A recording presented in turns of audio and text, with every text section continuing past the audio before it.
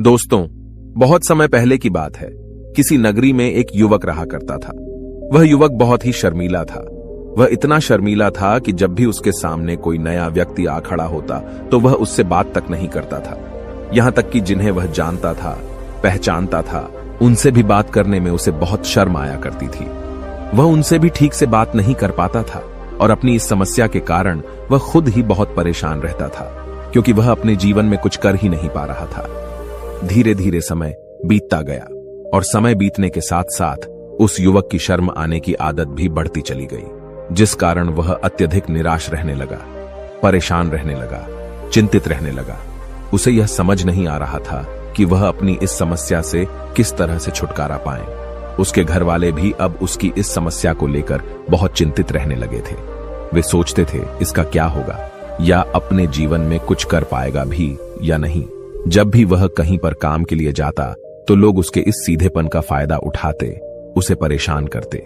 वह कुछ ज्यादा कह नहीं पाता था, जिस कारण उसे कोई कुछ भी कह देता और वहां से चला जाता। इन्हीं सब कारणों की वजह से उसका मन कहीं भी किसी भी काम में नहीं लगता। वह हर काम को कुछ ही दिनों में छोड़ दिया करता। उसके मन में बहुत कुछ चल रहा था। उसके मन में विचारों के तूफान उठ रहे थे। वह सबसे बहुत कुछ कहना चाहता था, लेकिन अपनी इस आदत के कारण वह किसी से कुछ नहीं कह पा रहा था। वह अंदर ही अंदर घुटता जा रहा था। सारे विचार, सारी बातें उसके मन में ही दबी पड़ी थी, लेकिन कभी भी वह किसी से भी अपने मन की बात नहीं बताता था। जब छोटा सा बच्चा था तब उसे लोग बहुत पसंद करते थे। उसकी इस आदत को भी लोग सराहते थे, लेकिन इसी आदत की वजह से जब वह बड़ा हो गया, युवा हो गया, तो इसी आदत के कारण उसे अपना जीवन जीने में भी अत्यधिक परेशानियां उठानी पड़ रही थी। और वह युवक भी अपनी इस गलती के कारण बहुत परेशान रहता।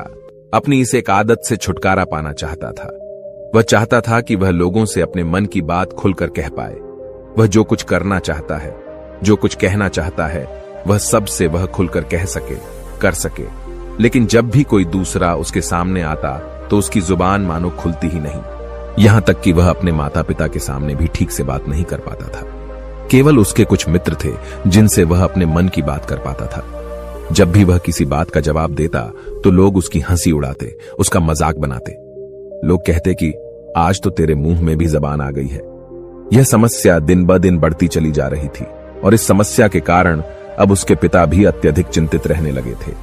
वह चाहते थे कि उनका बेटा भी दूसरों के सामने अपने मन की बात रख सके, लेकिन एक दिन जब अपने उस बेटे को दूसरों के सामने शर्मिंदा होता हुआ देख रहे थे, तभी उन्हें बहुत क्रोध आया और वह अपने बेटे को खरी खोटी सुनाने लगे। उन्होंने उसे इतना डांट दिया कि वह युवा लड़का अत्यधिक क्रोधित हो गया और वहां से बिना कुछ कहे वह वहां से चला गया। शाम हो चुकी थी और अब तक उनका बेटा घर नहीं लौटा था।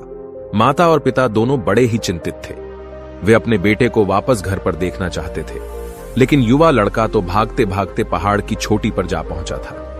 वह वहां से नीचे की ओर झांक रहा था और ईश्वर से कह रहा था, हे भगवान, आपने मुझे ऐसा क्यों बनाया? लोग मेरा मजाक उड़ाते हैं, लोग मेरी हंसी उड़ाते हैं। जब मैं इस दुनिया में अपने मन की बात रख ही नहीं सकता, मैं किसी से कुछ कह ही नहीं सकता, तो फिर मैं इस जीवन को जीकर क्या करूंगा?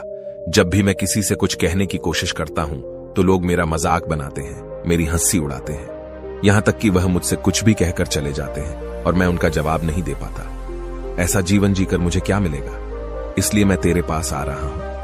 इतना कहकर जैसे ही वह युवक कूदने की तैयारी कर रहा था कि तभी पीछे से आवाज सुनाई पड़ी, बेटा, जान देना तो बहुत आसान है, लेकिन इस जान को तुम वापस नहीं पा सकोगे।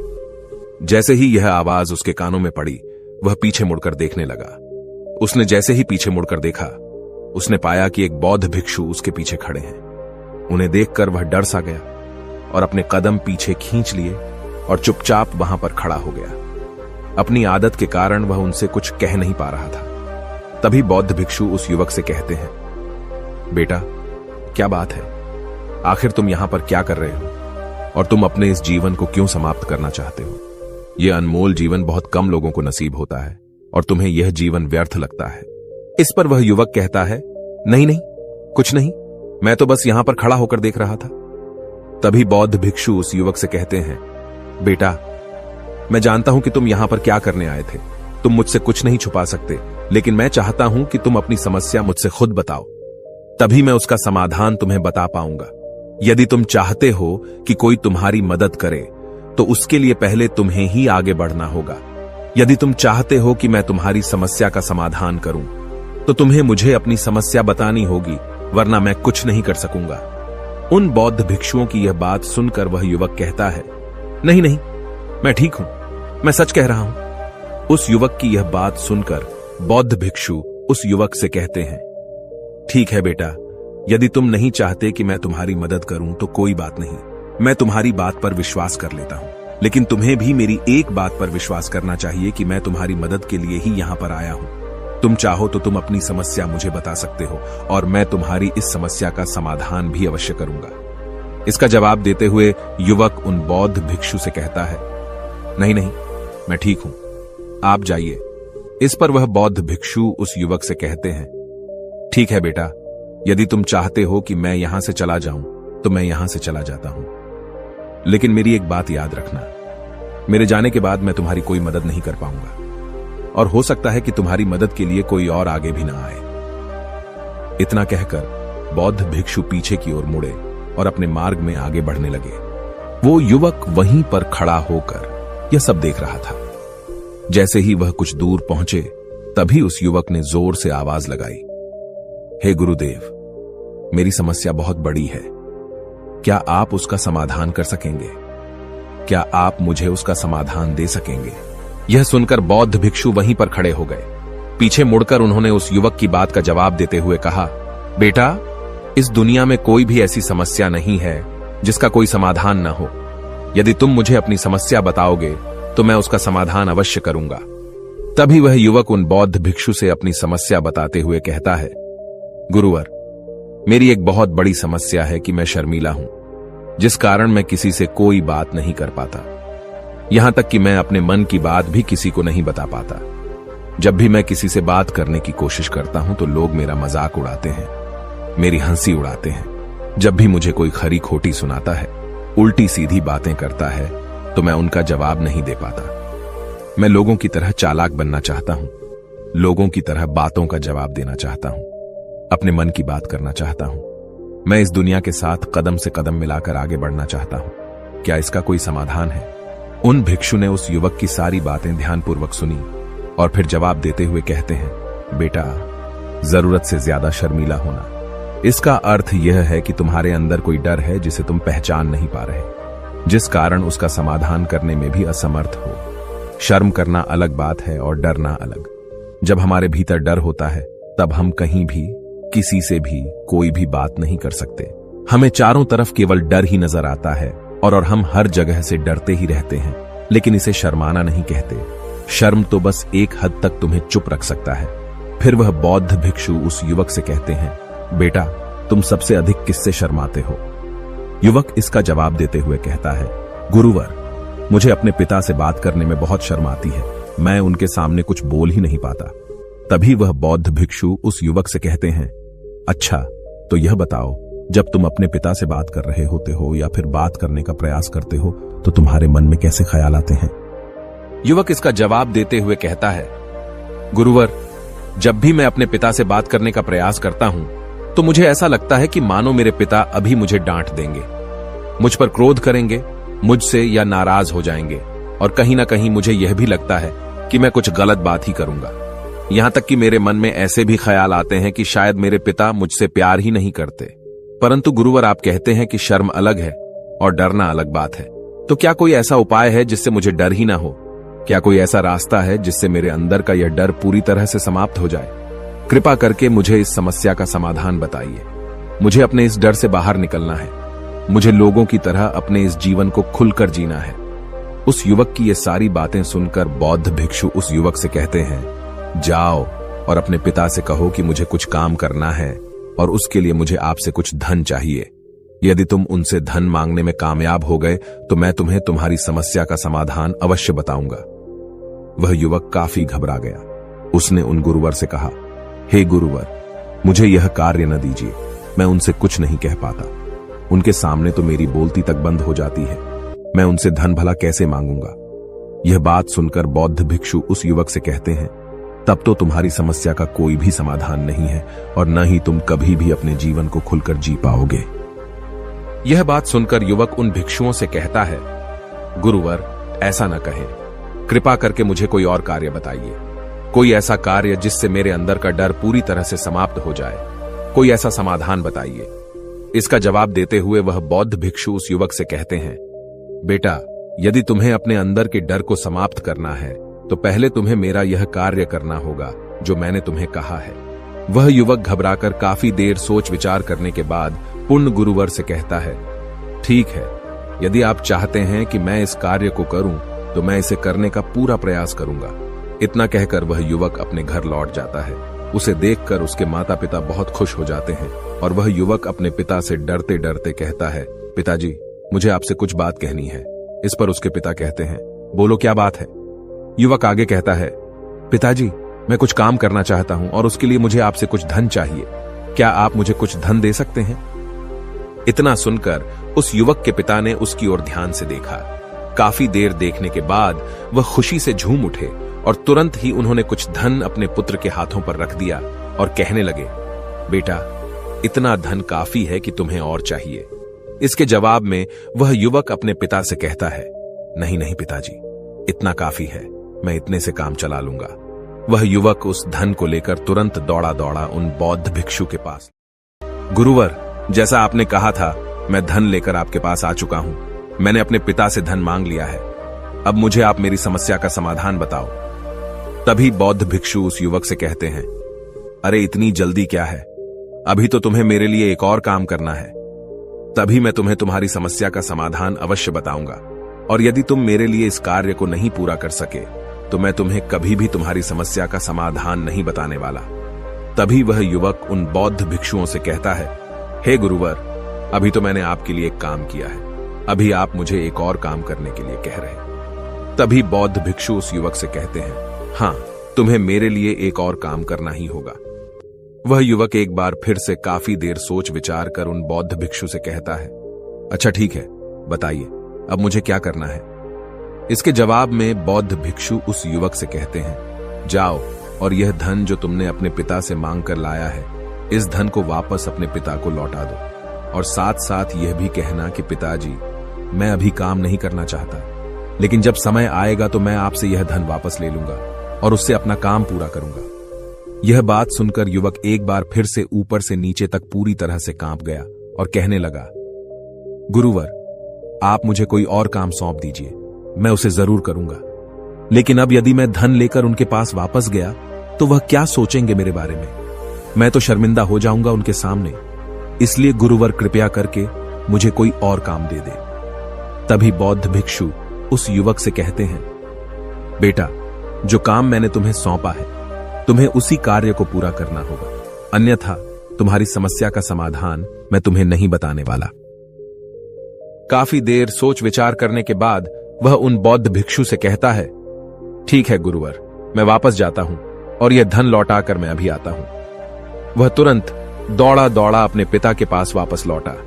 उसने अपने पिता से कहा, पिताजी, मैं यह धन अभी नहीं लेना चाहता, अभी यह धन आप मुझसे वापस ले लीजिए। जब मुझे कोई काम पड़ेगा तो मैं आपसे यह धन वापस ले लूंगा। उसके पिता ने उस युवक की तरफ घूर घूर कर काफी देर तक देखा और फिर मुस्कुराते हुए कहने लगे, बेटा, मैं समझता हूं कि किसी भी काम को शुरू करने से पहले हमें उसके बारे में जानकारी इकट्ठा करनी चाहिए। उसके बारे में समझना जरूरी है। कब, क्या, कैसे और कब तक करना है, इसके बारे में भी हमें जानकारी लेनी जरूरी है। कोई भी काम ऐसे ही नहीं शुरू किया जा सकता। उसमें हम सफल होंगे या फिर नहीं, इसका भी अनुमान हमें लगाना पड़ता है। और जब हम इन सभी के बारे में सही जानकारी प्राप्त कर लेते हैं, तभी हमें धन लगाना चाहिए। मुझे बहुत खुशी है कि तुमने यह सही निर्णय लिया है। जब तुम्हें यह समझ में आ जाए कि जो कार्य तुम करने जा रहे हो वह तुम्हारे लिए उचित है, तब तुम चाहो तो मैं तुम्हें यह धन वापस लौटा दूंगा। युवक अपने पिता से यह सारी बातें सुनकर मन ही मन बहुत प्रसन्न था। उसने यह तो उम्मीद तक नहीं की थी कि उसके पिता हंसकर उसे इस तरह से सारी बातें समझाएंगे। वह मन ही मन यह सोच ही रहा था कि तभी उसके पिताजी उसके और करीब आए और अपनी उस युवा बेटे को गले से लगा लिया। जैसे ही उसके पिता ने उस युवक को गले से लगाया, उसको बहुत अच्छा महसूस हुआ। उसका आत्मविश्वास, उसका हौसला और बढ़ता गया। उसके बाद युवक वापस पुण्य गुरुवर के पास लौटा और कहने लगा, गुरुवर, जैसा आपने कहा था मैंने बिल्कुल वैसा ही किया है। मैंने धन अपने पिता को वापस कर दिया है। अब तो कृपया करके मुझे मेरी समस्या का समाधान बता दीजिए। तभी बौद्ध भिक्षु उस युवक की तरफ देखकर मुस्कुराते हैं और इस युवक से कहते हैं, बेटा, इतनी जल्दी क्या है? अभी तो तुम्हें मेरे लिए एक और काम करना ही पड़ेगा। वह युवक कहता है, महाराज, आप आखिर मुझसे बार बार इस तरह से काम क्यों करवा रहे हैं? क्या आपके पास मेरी समस्या का कोई समाधान नहीं है? कहीं आप मुझे बेवकूफ तो नहीं बना रहे? जिस तरह से लोग मुझे बेवकूफ बनाते हैं, क्या आप भी मेरे साथ वही तो नहीं कर रहे? आपने कहा, जाओ अपने पिता से पैसे मांग कर लाओ। मैंने पैसे मांग कर लाए। आपने फिर कहा, जाओ ये पैसे अपने पिता को लौटा कर आओ। मैंने आपके कहे अनुसार बिल्कुल वैसा ही किया और अब आप कह रहे हैं कि मैं आपके लिए एक और काम करूं। नहीं, ये मुझसे नहीं होगा। तभी बौद्ध भिक्षु उस युवक की तरफ देखकर मुस्कुराते हैं और कहते हैं, बेटा, बस यह आखिरी काम है और यह बहुत सरल भी है। तुम जैसे ही इस कार्य को पूरा करोगे, मैं तुम्हें वचन देता हूं कि मैं तुम्हारी समस्या का समाधान तुम्हें अवश्य बताऊंगा। इस पर वह युवक फिर से एक बार सोच विचार करता है और उन बौद्ध भिक्षु से कहता है, ठीक है, लेकिन यह आखिरी काम जो मैं आपके लिए करूंगा, बताइए मुझे क्या करना है? तभी बौद्ध भिक्षु एक मूर्ति निकालकर उस युवक के हाथ में थमा देते हैं। वह मूर्ति दिखने में बहुत ही साधारण सी थी, लेकिन वह बौद्ध भिक्षु उस युवक से कहते हैं, बेटा, तुम्हें इसे बाजार में ले जाना है, इसे बेचना है और इसके बदले में तुम्हें 100 सोने के सिक्के लेकर आने हैं। जब तुम यह करने में सफल हो जाओगे, तभी मैं तुम्हें तुम्हारी समस्या का समाधान तुम्हें बता पाऊंगा। वह युवक उस मूर्ति को अपने हाथ में लेकर बड़े ही गौर से देखता है और उन बौद्ध भिक्षुओं से कहता है, हे गुरुवर, यह तो बड़ी ही साधारण सी मूर्ति लग रही है, मानो मिट्टी की बनाई गई हो। इसके लिए भला 100 सोने के सिक्के मुझे कौन देगा? कहीं आपका माथा फिर तो नहीं गया है? इसके 1 या 2 सोने के सिक्के मिल जाए वही बहुत है, लेकिन इसके लिए 100 सोने के सिक्के कोई नहीं देगा। तभी बौद्ध भिक्षु उस युवक से कहते हैं, बेटा, मैंने जो तुम्हें काम सौंपा है, यदि तुम उसे पूरा करोगे तभी तुम्हें तुम्हारी समस्या का समाधान मिल पाएगा, अन्यथा तुम चाहो तो अपने घर लौट सकते हो, फिर से वही अपने पुराने जीवन में, जहां लोग तुम्हारा मजाक बनाते हैं, लोग तुम्हें डराते हैं, सताते हैं। मैं तुम्हें यहां अपने डर को निकलने में तुम्हारी मदद कर रहा हूं। तुम मेरे यह काम करके अपने डर को धीरे धीरे भगा पाओगे। मेरे इस काम को पूरा कर दो, तुम्हें सब समझ आ जाएगा। वह युवक उन बौद्ध भिक्षुओं की बात सुनकर मन ही मन यह विचार करता है कि मुझे तो मेरी समस्या का समाधान किसी भी हालत में चाहिए, जिस कारण वह उस मूर्ति को उठाकर बाजार की ओर चल पड़ता है। बाजार पहुंचकर वह एक जगह चुपचाप उस मूर्ति को लेकर खड़ा हो जाता है और इंतजार करने लगता है कि कोई आएगा और उसे उस मूर्ति के बारे में पूछेगा और तब वह उस मूर्ति के लिए 100 सोने के सिक्के की मांग करेगा। देखते ही देखते काफी समय बीत गया, लेकिन अभी तक उसके पास कोई भी व्यक्ति नहीं आया था। उसने आसपास देखा तो लोग चिल्ला चिल्ला कर अपने सामानों को बेच रहे थे, जोर जोर से आवाज लगा रहे थे। उसने भी सोचा, यदि मुझे अपनी इस मूर्ति को बेचना है तो मुझे भी जोर जोर से आवाज लगानी होगी। उस युवक ने चिल्लाना शुरू किया, लेकिन वह इतनी जोर से नहीं चिल्ला पा रहा था। उसकी आवाज उसे खुद तक सुनाई नहीं पड़ रही थी, तो भला उसकी आवाज को दूसरे कैसे सुनते, जिस कारण उसे कोई भी व्यक्ति खरीदने के लिए तैयार नहीं था। धीरे धीरे शाम का समय हो चुका था और उस व्यक्ति को यह डर था कि कहीं वह बौद्ध भिक्षु वहां से कहीं चला न जाए, अन्यथा उसे उसकी समस्या का समाधान कौन देगा। यह सोचकर उसने जोर जोर से आवाज लगानी शुरू की कि 100 सोने के सिक्के में यह मूर्ति ले लो। उसकी आवाज सुनकर लोग उसके पास आने लगे और उससे यह सवाल करने लगे, इस मूर्ति में ऐसा क्या है जो तुम इसके लिए 100 सोने के सिक्कों मांग रहे हो?